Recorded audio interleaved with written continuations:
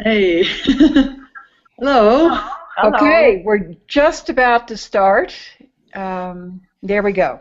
So we just started live. This is Nina Brown in Santa Fe, New Mexico, and I welcome you all back. Those who are participating live, that would be Marlene. Let me get my sound back. And who else chooses to join us?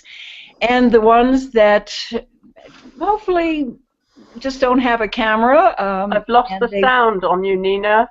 Say it again. That's probably a fault on my end. Marlene, you can hear me. I can see you, but right? I can't hear you. Sorry? Yeah, you can hear me, right? It's Nina. I can see her, but I can't hear her. You know, Yvonne, can you hear Marlene? Had this before. Marlene, talk to Yvonne and ask her. Yeah, hello. Hello? Yes, I can hear Marlene, but I can't hear Nina. Nina, can you hear me?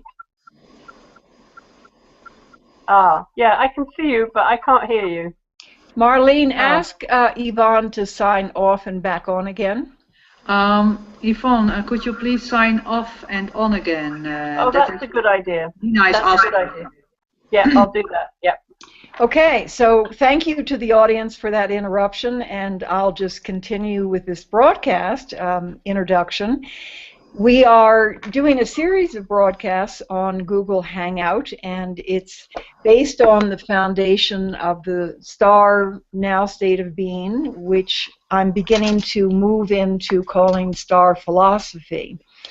The reason that we're doing these broadcasts is because it is my truth that we are star seeds who have returned at this particular moment in the evolution of human consciousness to not only create the next golden age, but to anchor it and nourish it and grow it. So in a safe space, which is Google Hangout, we're able to have conversations with each other and to put the energy of higher frequency words that are carefully and consciously chosen into the field to be collapsed in quantum physics by the wholeness of who we are, thus, in my reality, creating the new way of being on Earth. So let me just check in and see if Yvonne's okay. Can you hear me? I can. Oh, beautiful. Okay, so the special topic today, and we can digress and move all over the place, is why is it that my publisher and I have chosen to refer to STAR, Surrender, Trust, Allow, Receive, as a philosophy?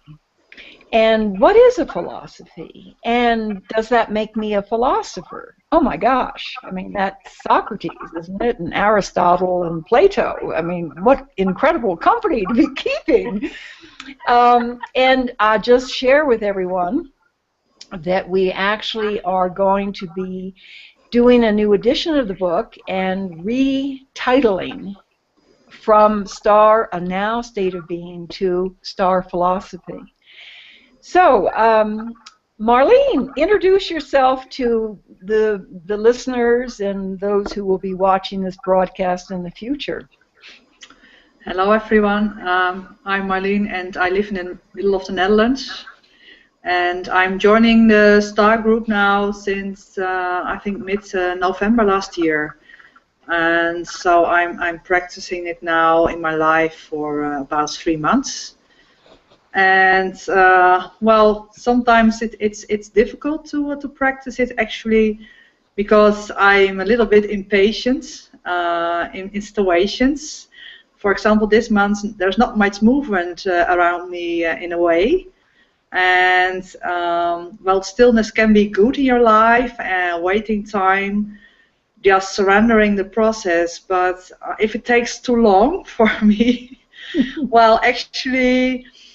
It's well, it's a good experience, I know, because I got 2 readings from 2 friends the last 2 days, and they all said, the one with energy and the other said with the tarot that it's really good to slow the process at the moment because there is a divine timing, and just little steps is the best for me to follow, because if I take big steps, then I don't will get, or I don't will get the result later on I love to have from the heart.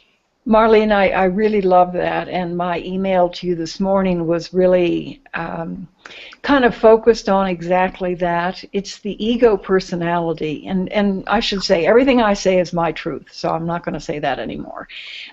It's the ego personality, or Nina, that gets impatient and has expectations of outcome. And this new philosophy is taking us into a new dimensional reality, a new octave of existence, where the ego personality is surrendering to wholeness, to the divine human, to run the show. And that's not easy, as you said.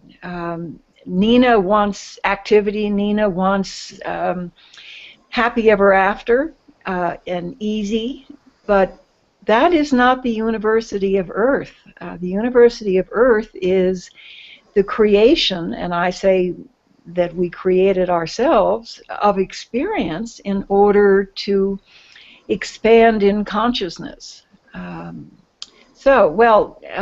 Yvonne, how about introducing yourself?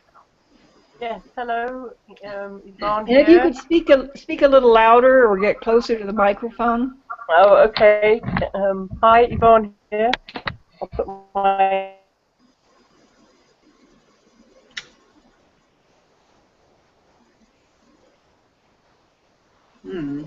Did she freeze? Yeah. There's something going on with Google today. Marlene, I never got an invitation to my own broadcast, which has never happened before. So we can blame it on solar flares. How about that? And the Mercury is retrograde as well, till the end of this month. There's a lot of communication around, which is slowing down. Well, and you know, I'd love to ask you, while Yvonne is figuring out what to do, I'll just tell everybody, Yvonne is also from the Netherlands, and she has been participating in the Google Hangouts for quite a while and has been my friend for many years now. You know, when we moved into 2013, which I call this year as opposed to last year, the last 26,000 year cycle, I began looking at belief systems and trying to make a choice as to which ones I wanted to keep and which ones I wanted to get rid of. And I'm going to ask you a really audacious question, an out-of-the-box question. Since we are sovereign beings, since we are divine humans, since we are an individual aspect of all that is, and we create our reality, is Mercury retrograde one of those illusionary belief systems? And are we to be disempowered because, oh my gosh, Mercury's in retrograde? I mean, it's sort of like the divine being is giving away power to this belief system, which I think is also an illusion. And you know, this is a new thought for me, and I don't know where my truth is in it, but I'd love to throw that controversial question to you. Well, I find it quite difficult, actually, because I noticed that the last 3 weeks I'm not so accurate in some ways. For example, I had to plan a train trip and a bus trip to someone to visit. And normally it always goes okay when I write it down and search a timetable. But now I made a really strange mistake, so the timetable was not correct, and otherwise, if I didn't check it before I was going, then I had a completely different appointment. So I thought, well, this is something, well, it could be an incident, but I was thinking about communication at that time, that I really check it more before I'm going now. Wonderful. Well, let's welcome Joanne, who just popped on. Yvonne, do you have a voice now? I can't hear anything. Hello. Okay. Oh, Yvonne has a voice. Okay, so Yvonne, introduce yourself while Joanne tries to. By the way, I've Google. lost my sound on Nina. Marlene, there's the answer. It's Mercury grade for Google. Anyway, Yvonne, can you say hi? No. And Joanne, you're on mute. Joanne? Yeah, I see a microphone symbol on the screen. So. Yeah. Hi, Nina. Oh, there you. Well, Hi, Joanne. Yvonne? Hi. Hello. Oh, everybody's on. Wonderful. Yvonne, why don't you introduce yourself and then we'll get Joanne too.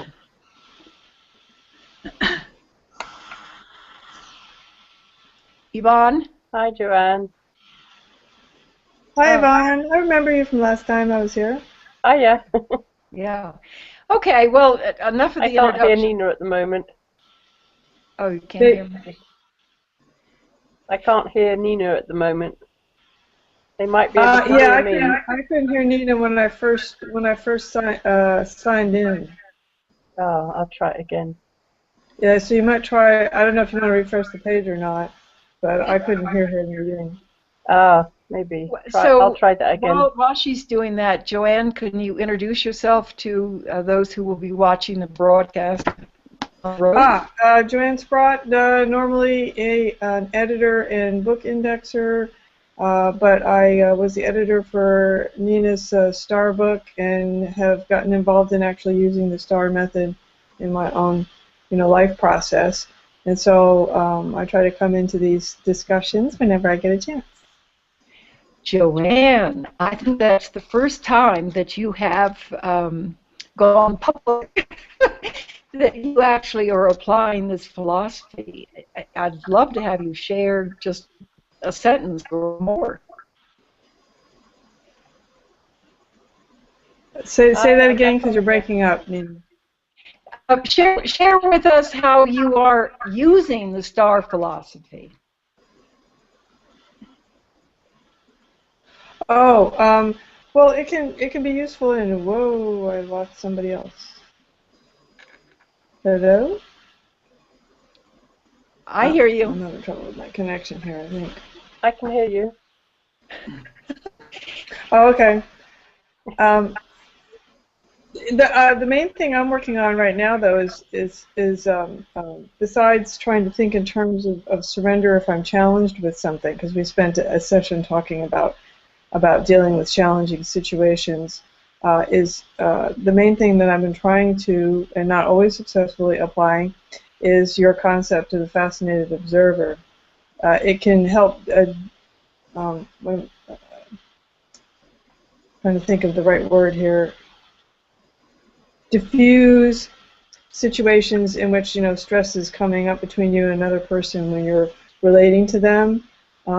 But I find that if I'm really physically tired, it's hard to do STAR or be the fascinated observer. So getting a good night's sleep is important. I love that. I'm going to have to add that to the articles. Absolutely. Just basic things like make sure you're well fed and not low blood sugar and you're not too tired, because that makes it much harder to separate yourself from a dramatic situation. Wow. What I mentioned to our publisher Jaylene on our last broadcast, which was about I am worthy to be beloved, was that in my life, because obviously I'm new to STAR philosophy and this way of living also, but have been deeply immersed in it, I find that I am moving from subconscious, let me see how I can explain this. It's almost like I switch into the fascinated observer automatically. In other words, I'm not making the conscious, it's becoming habitual. There we go. It's becoming habitual. And I love that because apparently something in my inner wiring is shifting. It would be probably the best way I could explain it.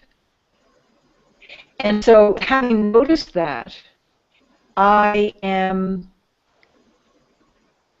going to use the word expecting, and yet I keep saying that that's not part of STAR. I am, so I'm going to say expecting. I am expecting that's going to grow and that it will be more and more and more of who I am evolving into. Does that make sense? How about Marlene? What do you think about that? I couldn't hear it so very well. I had to sort of echo on your talk. So maybe you can make a small summary again for me. I think that living STAR is becoming a subconscious habit for me.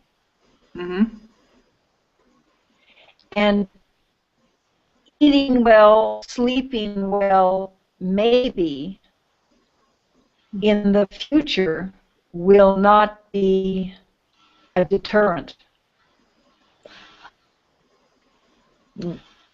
Yeah, well, for me, I noticed that during the day, actually, it is going automatically to keep out of the drama around me.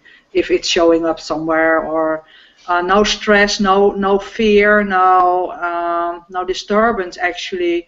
So even if things are not going like I was planning, well, I just let go and choose another direction or another way around.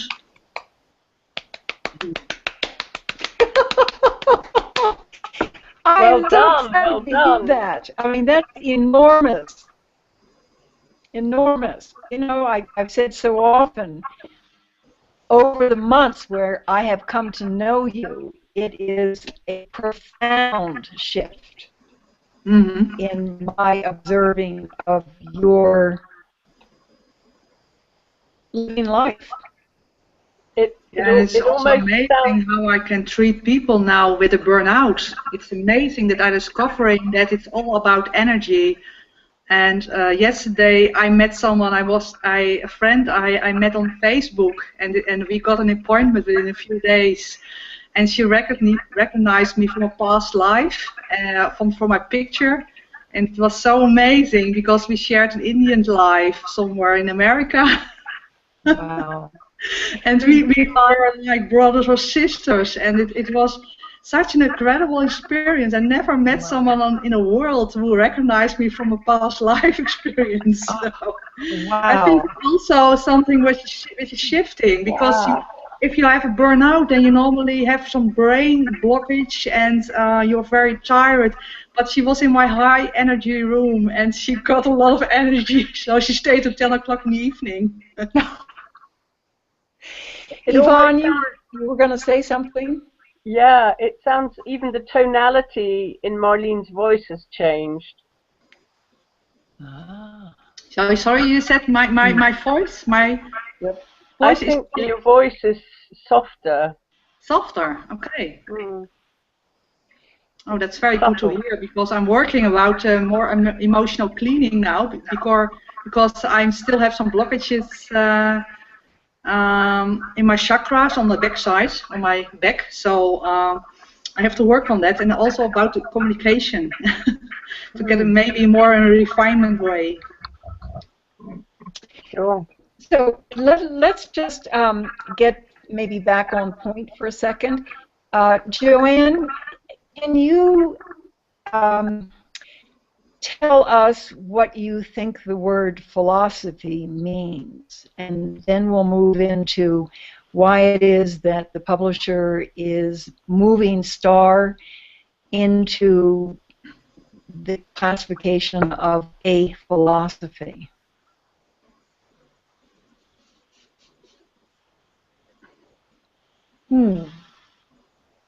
I think the fact that there are parts to it, that it's made up of 4 pieces, So it has a certain language structure and a certain conceptual structure.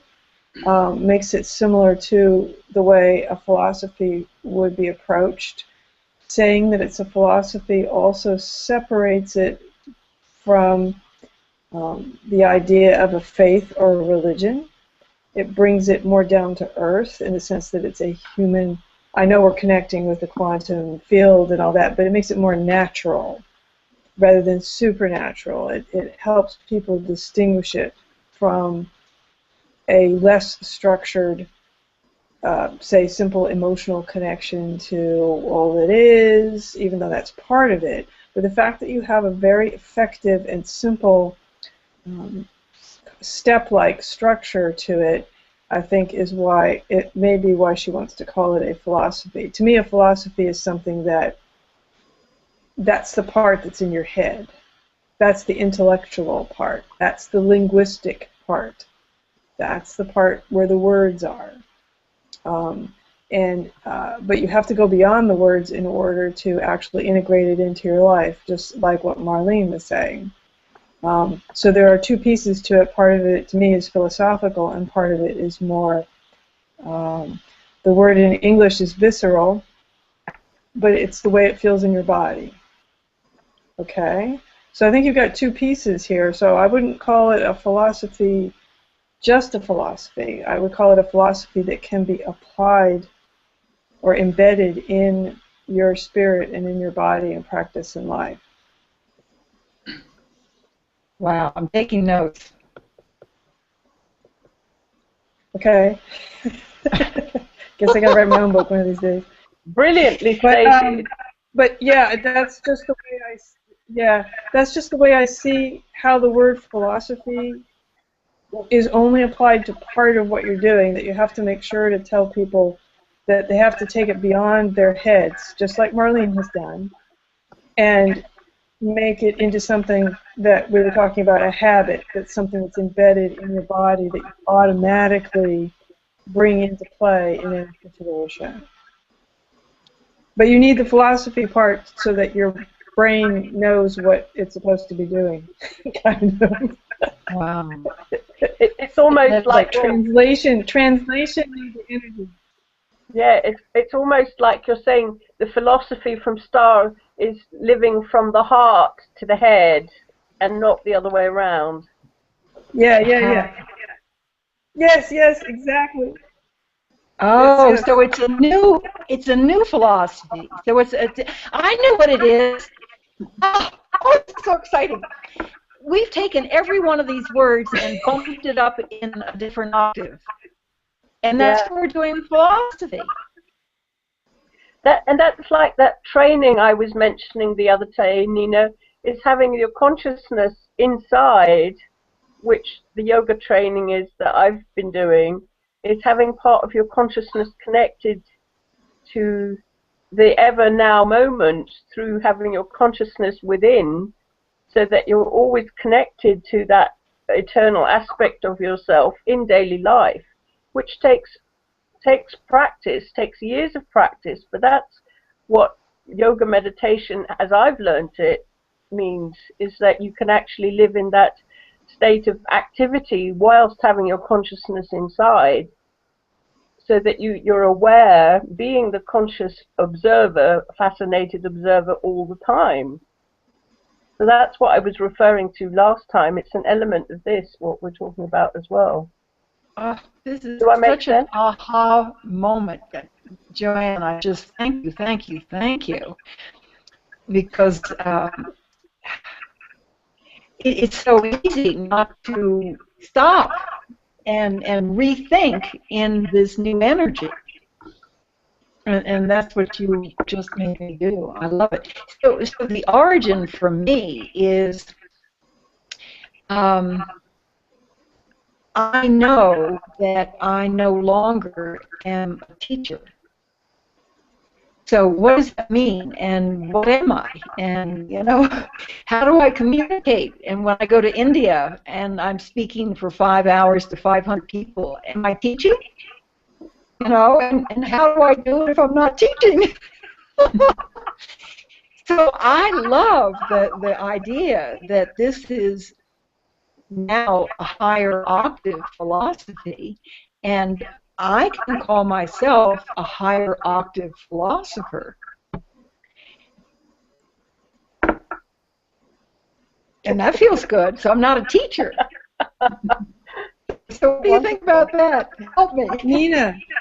Yeah. Joanne. Nina, what you were saying reminds me of a method. That reminds me of a method that's been used for a long time in the philosophical arena, a very, very long time. And when you said, am I teaching or am I not teaching? I don't know if you've ever actually looked at directly at what Socrates, the way he taught his philosophical students in ancient Greece. But if you have a chance to look at any of the, I'm studying Socrates. You don't have to worry about the content. But if you look at the method that he used, Socratic instead method. of telling people things, he asked questions. Right. Yeah, he asked questions. And when you were talking, I also thought of the Dalai Lama. He goes around and teaches, because you said you were going to go to India. He goes around and teaches all the time. But he has a certain relaxed way of communicating with people that's not the same as what we think of as a lecturer giving a lecture. And if you put that together with the way Socrates asked questions to bring the answer out from the person who's being asked, then I think you might find a good match for how to approach even talking with larger groups like that. The questions can be more or less rhetorical, but they should bring about in the person you're talking to some contemplation about the question that you're asking them, and then they will come to the answer themselves as they're listening to you, maybe. I love it, Joanne. It's exactly where I was headed, and I think that. Okay, good. Yeah, because I think that would be a good, yeah. And I took the whole outline for India, and I totally rewrote it as questions. And I'd like to add to that. Yeah. When I heard Krishnamurti speak in Amsterdam, he sat in a chair in the middle of this huge hall and said, "We are doing this together." So he was always stating, we're doing this together because, of course, in the quantum field we are together anyway. And then he started talking. Just wanted to share that. Absolutely perfect. And, you know, when we had our STAR clinic, March 2013, I knew that it had to be different than 2012. And the biggest difference was no teaching. Everybody in the room, including the wait staff, is a sovereign being. So I'm in the presence of sovereign beings who hold a holographic wisdom of all of universal wisdom. And so there is no teaching. There's only inspiring, and there's remembering. And so how that's how we shifted that STAR clinic. Because Sally and Susie can have the most amazing aha in the ladies' room. And I think it's a very, very acknowledgement of realizing that everyone else is a sovereign being. You're actually like waking it up and presenting it to them also by standing in front of them. It's like you're lifting up the frequency because of your acknowledgement. When we are speaking to someone in front of you, you're actually lifting them up to that tone as well. I love that. I absolutely love it. And, you know, this is a secret that nobody knows except for one person. But now we're going live here. What came through from the Golden Dolphins this morning is that all the presenters at the Cetacean Summit, which is happening in a week, They're all ascended masters. And, you know, they're all around us. And who knows, you know, maybe we're all ascended masters. I don't know. But, so why would I want to teach someone who is already known to me as part of the one consciousness? I mean, how silly. You know, I can... Anyway, it's such fun for me, and I really appreciate your thought, because the management in India, their question was, well, what is she going to do for 5 hours? You know, if she doesn't teach. and you know, they still said yes, so that's really good. And I have a couple more months to master this. But it's part of the way of being. You know, so since I am studying Socrates, Plato, and Aristotle for the first time in my life, what this little book, which is part of the teaching company, says is philosophizing for the love of wisdom.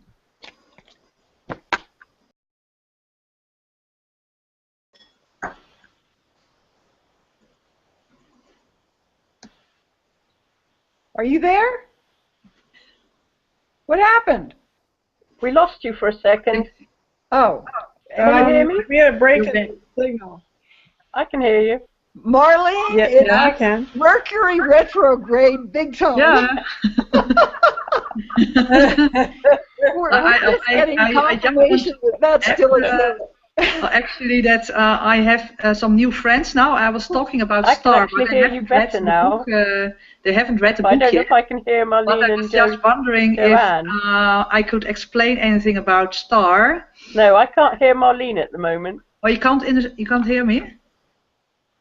You can't hear me? Yvonne, she's actually saying something, so let's let her finish, and then I'll come. Oh, I finished talking. I'm sorry. Oh, okay. No, Marlene, continue. Oh, I was just talking about my new friends. They haven't read a book yet about Star, and I was just figuring out if I could explain them anything about the principles, and if I talk about that they are a divine being and they create their own reality, they will understand now what I mean about it, even when they haven't read the book. So that's also about being the observer of the old drama. A lot of people will recognize this now. I notice if I'm talking about these issues. So it really has to do with the shift in consciousness, I think, on Earth. And it's all about you, Marlene. It's about your shift in consciousness and the people that you are attracting to you as a result of that. Does that make sense? Very high sensitive people, normally light workers, or very actually I noticed that the high sensitive people are a very good audience for me now. Of course, and you know, it goes back to teaching, and maybe what we're talking about applies to you as well. Mm-hmm. Maybe all of us are to consider. What do you think? I'm going to start asking questions here. What do you think about you using questions as a means of communicating the Star philosophy? I love it because it doesn't put us on a pedestal. No. It just makes us part of the gang. It almost sounds like you're inviting them to connect to their higher knowledge so that they can come up with the answer for themselves, which empowers them. I think I'll always like telling stories, so maybe it's a combination of asking questions and telling stories, and not preaching. And hopefully I don't say, Marlene, the best thing for you to have for breakfast is Star philosophy. And you should have more of it and put sugar on it. How can we package that one, Nina? Well, let me give you another definition. And the definition of philosopher is someone who articulates opinions and theories about profound questions on the subject of, and metaphysics is one of them. So it's offering opinions about, and so it's offering opinions. Is that teaching or is that sharing? That's sharing. So maybe it's how I phrase it. It would have to be, well, I say it all the time. This is my truth. You know, it's my truth. I'm gonna master this. I'm gonna be a master of the new upshifted octave of philosophy. But I think with so much, just speaking personally, I feel so much more open to just say what comes in my mind and say it out my mouth. So I'm much more sort of in the flow with that. But Marlene, I've observed you also. It is not making me wrong. It is this is my truth. Period. Yeah, and also remembrance about people I'm talking about what they actually forgot when they got birth. Yeah, but I think you know, fixing people and healing people. I stopped calling the facilitators at the Star Clinic healers because I thought that was really silly. If we're all divine beings, you know, I'm not so sure you're healing me.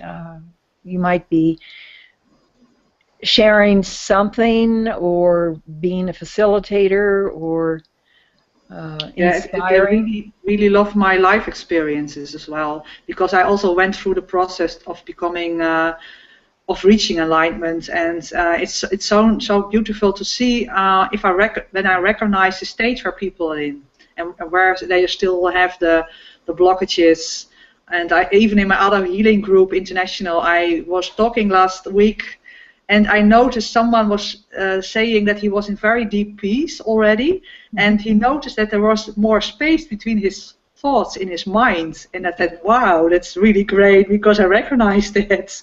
And that's also that you have so much peace already in your brain that you are able to notice that there's any space between one thought and the next one. It's not a mess like buzzing in your brain continuously.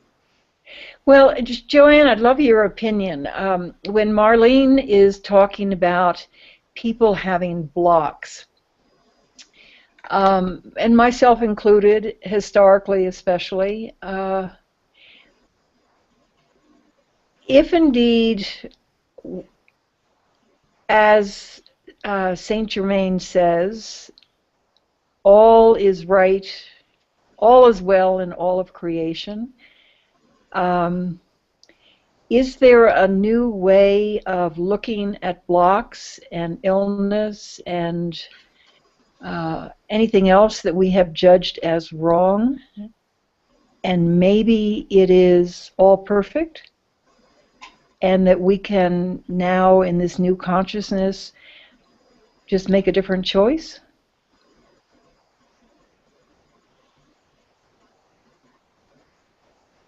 In other words, am I supposed to go around clearing people's blocks?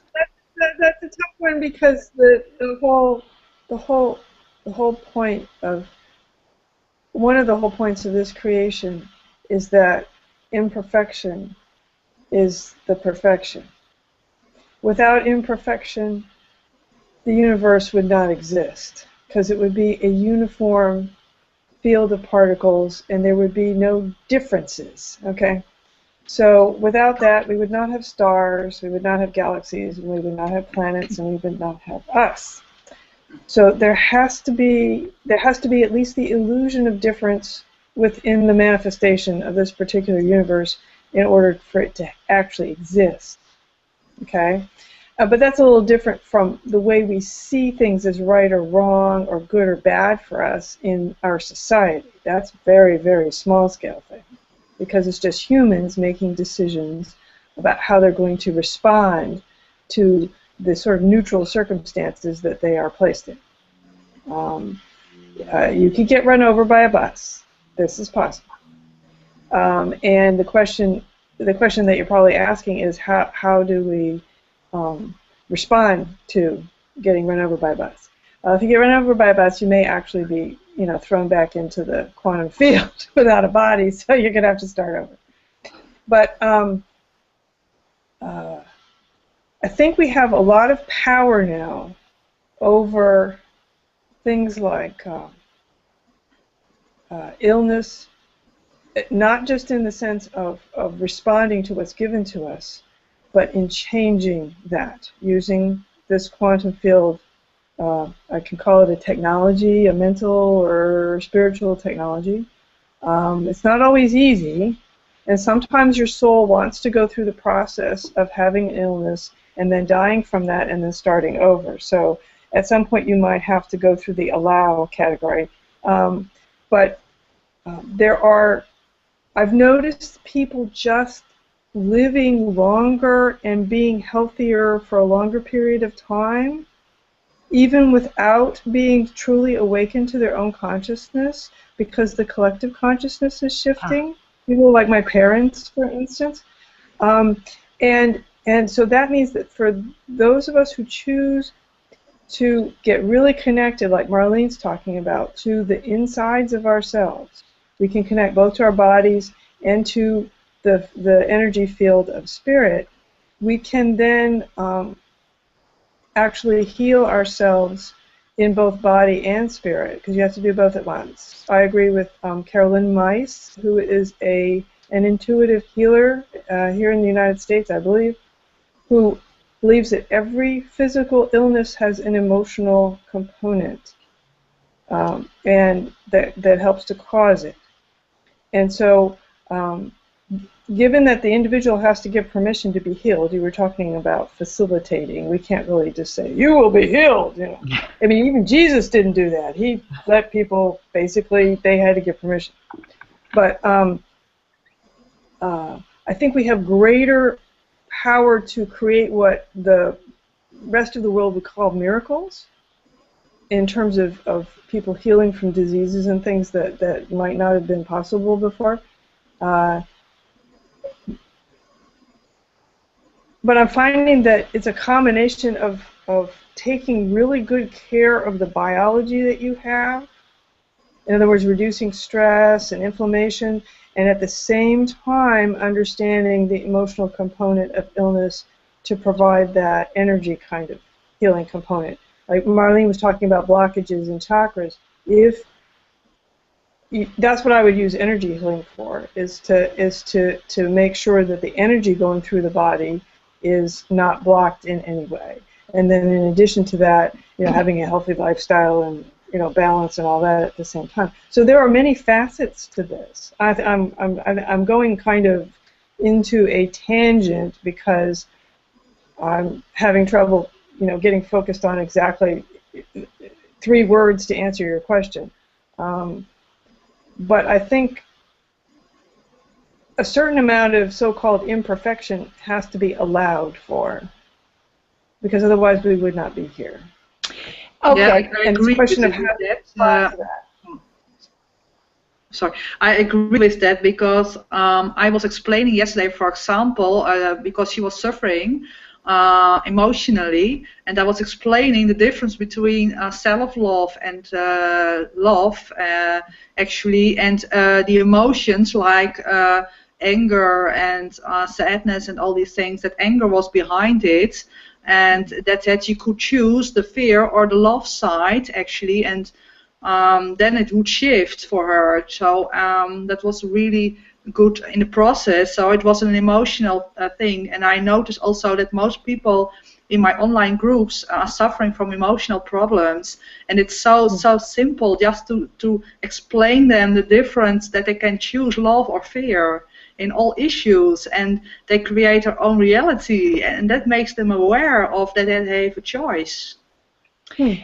Marlene, I really am so impressed with Joe Dispenza's work, which I quote a great deal in the book, that the physical body is addicted to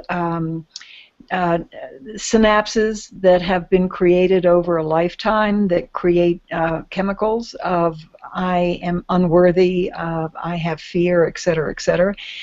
And very difficult to change. I can sit here and say, Marlene, I am going to be whatever, and it won't happen because I am so wired to the opposite.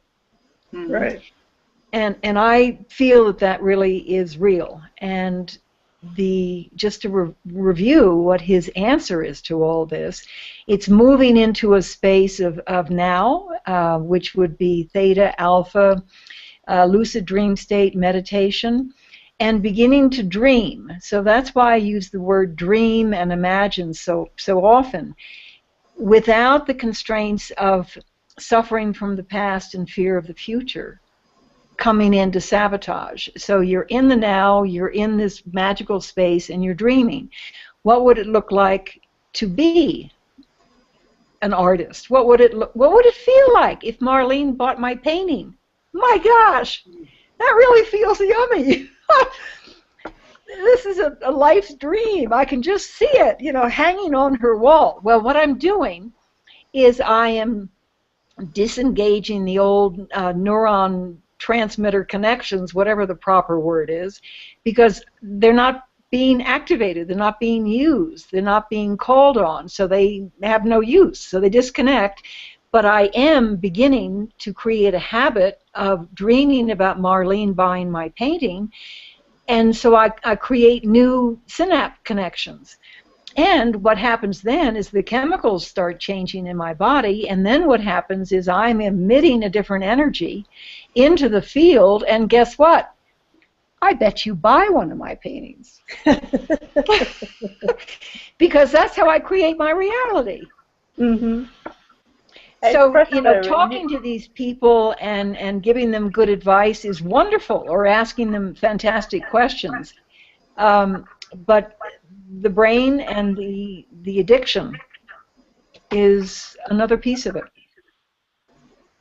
Yogananda once said, we've been addicted to being human for so long, we don't believe that we are immortal beings. I love that. That's good. Whoa. I'd like to share the work of Jerry Jampolsky, who was also writing about love is the only thing and sharing.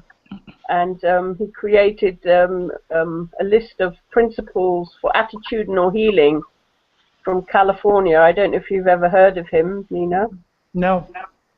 I came across his work, especially in the 90s in Tiburon in North California, just north of Golden Gate. He was having these 12 principles of sharing attitudinal healing with especially terminal ill people, so that they could acknowledge that perhaps their body was dying, but that they could actually consciously feel fine in the moment. Oh. And it was absolutely delightful, and we had some facilitator courses that we brought over to Holland, and I went over to California. That was one of my first trips to California. I went up there and I met him and met how they worked, and so you might want to have a look at that as well. Attitudinal healing from Jerry Jampolsky. Wonderful stuff. Oh, wow. I love that, what you said, that I can, be the fascinated observer of my own transition, I guess is the way I'd put it. Yeah. And that they could be happy within their physical limitations or whatever was going on around them, and that, that people would share from those principles and not be told what to do also. Because if you tell someone to take their meds, but they're not believing that their meds are going to help them, then that's not going to assist. So, it was wonderful to see how they worked with one another or shared with one another. So just wanted to add that in there. And he's written some lovely books. Love is the Answer and a couple more. Yeah, one person can make a difference. Another title. Oh, wow. Well, you know, I love what Jaylene called to my attention, which is you are only one person away from a change in your destiny. Ah, Mm. wonderful. And the other side of it is you can be that one person Yeah. for Well, another there's much person. more synchronicity because it was so amazing that on Facebook, for example, that someone was looking at someone who could coach her on a burnout, and I was just popping up at the same time in a new group. So it was such a coincidence. So to see how she was thinking about, I need some help, I need some advice, and she got in touch with me. So on a wondrous way. So, Marlene, was it a coincidence? Well, synchronicity, you should call it that then. Well, I don't know what the right term is, but I'm just going to say what I've said before. The shift in your inner architecture, those Yeah. neurosynapses, the chemistry you're emitting, the thoughts that you are thinking, are going out into the field. I'm very redundant here. Quantum physics 101. Yeah. And you are creating a different reality on the exterior based on the new architecture of the interior. And so I call that, yes, coincidence and synchronicity, but you're choosing it, subconsciously or consciously. Yeah, because I would love to have some clients from these groups. So I was just putting it Well, okay. So may I just offer? Talking Sorry? about Go ahead, Yvonne. Talking about groups, the group I've been online from Awakening from Within for half a year now, we've also community. And sometimes when we're Skyping, we're finding that the person who we're Skyping with is actually answering questions we might have had ourselves. So there's an inner connection going on without the asking, but they're answering the questions that were in your consciousness. Like the you of you that is in them is answering your question. And one girl who I gave a donation to so she could be on a call, she made a bracelet from amber stone, you know, the resin. And I thought, oh, that's a clever way my higher self would get me to wear resin, have me wear amber, because I would never have thought of that myself, but because it was a gift that she did in return, and it's a beautiful, I looked up the qualities of it, and it's perfect, you know, so fun. Wow. So we just have new ways of looking at every situation. Absolutely, I love it. absolutely. So we're getting close to the end of the hour. Joanne, do you want to just wax prolific? Philosophical. Well, since your theme is philosophy, let's just leave people with the idea of Socrates, that it's not about being told what to do, but about asking the right questions that create that kind of insight that changes the way your brain works and makes new connections. That's what he was really doing, even back then in 500 BC. And it still works today to provide insights for people. So don't forget to ask yourself questions and listen carefully to the questions being asked of you and see if they make that connection that shifts you into a new way of being. Thank you. Wonderful. I wish I remembered my shorthand. Sorry. But maybe you'll be able to That's why say... voice recorders are so brilliant, Nina. I just love Well, I think these are recorded on YouTube, aren't they? We can go back. These magical little boxes. That is so brilliant. You know, this goes right to what I said in the very beginning. We look like we're four people that are having a good time. And I say it's very, very, very much more than that. We are impacting the collective consciousness by choosing words of a higher octave, not choosing old energy words, and speaking as Joanne just did. We are, in the most profound way, dreaming the new way of being on Earth. So that was not just a sentence or two sentences from Joanne. That was a spoonful of magic medicine. Which always goes down well. Well, we hope so. I love it. And Joanne, saying goodbye to you, I just thank you so much for the clarity on the word philosophy, and how, for me now, it is just like all the other words, surrender and trust, etc. There's a new octave definition for it, and it is absolutely heart and mind coming together and not being just led by the brain. Yeah, and I thought Yvonne did a great job of using those particular words to describe it, going from heart to head, basically. This is, I mean, you certainly have changed my understanding, which was very limited because I've never thought about it before, and that will change my speaking and hopefully have an inspiration for lots of people. So no small thing we've done today, really, and I acknowledge you for that. So Marlene, do you want to say bye-bye in Dutch or something? Well, I wanted to close with that I also like the word philosophy, and I notice also that it gets more easier now to talk about it with people, and maybe I radiate more star already in the world, in my surroundings, so they will pick it up more easily, I notice now.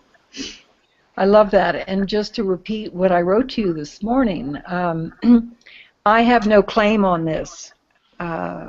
It is yours. It is yours to play with, to grow, to expand, to write books about, to write articles about. And with each conversation, the energy of this philosophy will grow, and you will end up being the masters of it and the philosophers of it. And so I really, really acknowledge you and commend you, because, as you know, my intention is to touch every person on the planet. And since I'm about to be 70, I just love saying that because it sounds so silly. Going to be 70 in June, you know. I don't say when the second book will be finished with the other author? Oh yes, that'll be finished in October. It'll be finished in June and published in October. Okay, so it'll Star take some Philosophy, The Fascinated Observer's Guide. Anyway, in order for me to reach every person on the planet, what I'm told is it will be by means of crystal dragon speakers, and that's who you are. Crystal dragon speakers. I love that. It is other people speaking on this topic with crystalline clarity. And what does crystalline mean? It's a new frequency, and it's new knowledge. So it is very, very touching to me, Marlene, that you're speaking on this topic. I really acknowledge you, and you either are or shortly will be a master of it and imparting that mastery to others, and that's my dream come true. Yeah. So, thank you. Yvonne! Yes, I wanted to share. I brought 3 friends of mine that I know together Wednesday, and we got together for 3 hours, and we were interconnecting with what we were able, or gifts, or their interests. And I remember asking one of them, she had a positive saying she was saying to herself, but I heard a limitation in it. So I asked her a question if she could rephrase it, and she rephrased it 2 or 3 times until she felt the energy of the expansiveness with her new words, and you could feel her energy body change because she changed the words. So this is exactly what we've just shared. Was that a perfect example of it? And she felt so much more big and empowered and energetic. It was unbelievable. So I wanted to share that. That's what we're doing. I love it. Different questions, you get different answers. And that's what happened to me during this hour. The word philosophy has shifted, exponentially. Yeah. And so it will now be Jaylene and my and Christy's task to communicate that we're talking of philosophy in a totally different way, in a new energy way, as opposed to, but maybe using the techniques of Socrates. That's maybe we can upshift that too. I don't know. Why not? Just dream it. Well, I'm sure Socrates is having a lot of fun having his name being called out so many times in 1 hour. Oh, you know what I'm going to do? I did this with Gandhi. I did this with Gandhi because, as I said, I'm going to be speaking in India. Well, why can't I merge with Gandhi? I mean, for heaven's sakes, why not? We're all one. So I called him forth. Yeah. And he and I are writing this whatever together. So let's do the same thing with Socrates. There you go. Except, guess what? Socrates didn't believe in the gods. He was a nature guy, and so I'm going to have to figure that out. But I think that if I call him in, I'll find him. So that's what really counts. Yep. Well, and we can Aristotle his teacher, or the other way around? Aristotle. Aristotle. Aristotle comes after Socrates, and Plato. Plato is the man who wrote down what Socrates said. Socrates did not write anything. Plato wrote his dialogues down the way he had heard them as a young man. And then Aristotle comes afterwards separately with his own very common sense ideas about how to see nature and people, and how people interact with each other. But that Aristotle probably relied to a certain extent on the information that Plato had written down previously, but Aristotle had his own lectures and his own ideas. Thank you. Mm-hmm. Such fun. So what I'd like to close with is just to share with everyone formally, because we were going to announce it last Tuesday when Jaylene and Christy were on the call. But we have created, and Joanne, you might not know this, we have created 20Circle book clubs. And I am so excited because Jaylene is a visionary publisher. She does not choose to go through Amazon. She does not choose to go through bookstores. She chooses to shift the revenue from that system to the authors, which is just extraordinary. And so it is word of mouth, et cetera, et cetera. So with the book clubs, she structured it in a way that the publisher and the author are compensated wholesale, minimal, and that the person who is leading the book club is rewarded handsomely, and the participants are able to purchase the book at discount. So what a win-win situation. I am just absolutely delighted.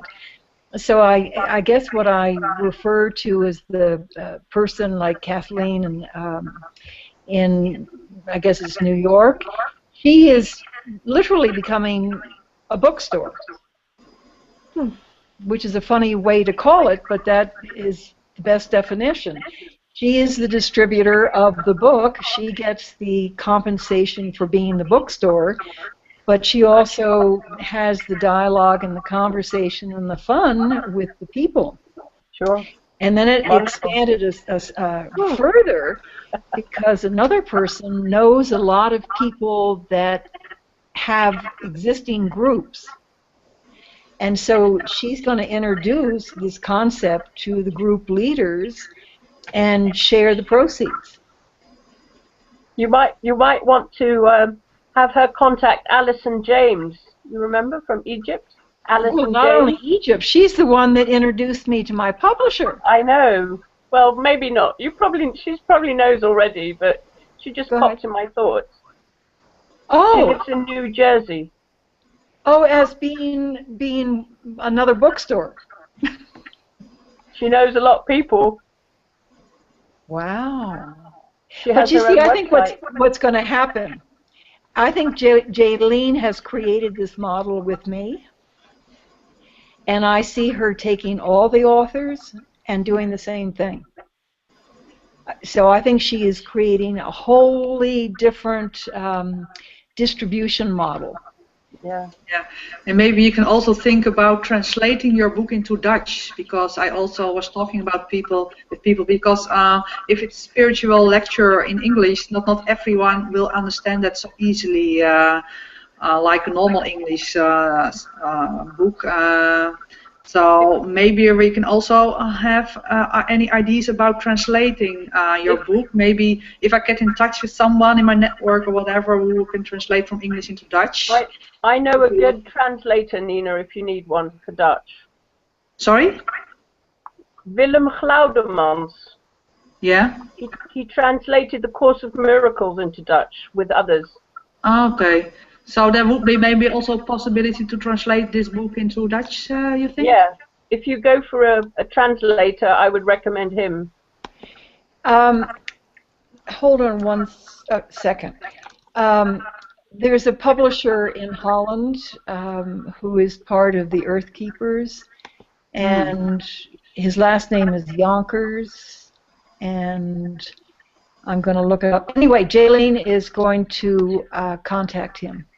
Yeah, because maybe it doesn't take so much time to translate the book, so we can reach a broad audience, for example.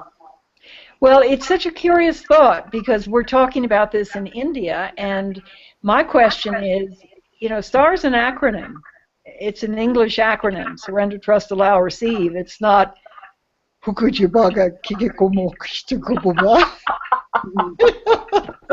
which just doesn't kind of do it. English is such a world language, Nina. That'll work itself out. And guess what? This whole thing will work itself out because that's part of my living star. Yeah.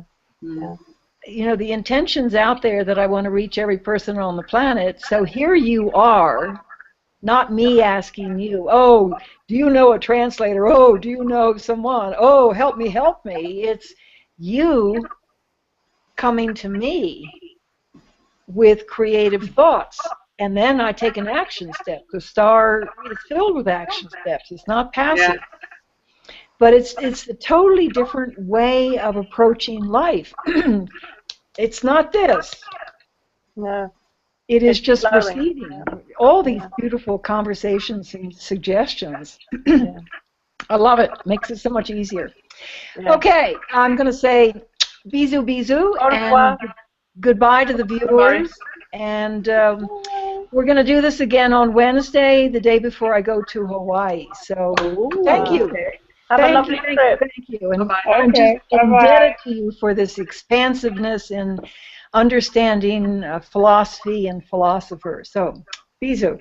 Great.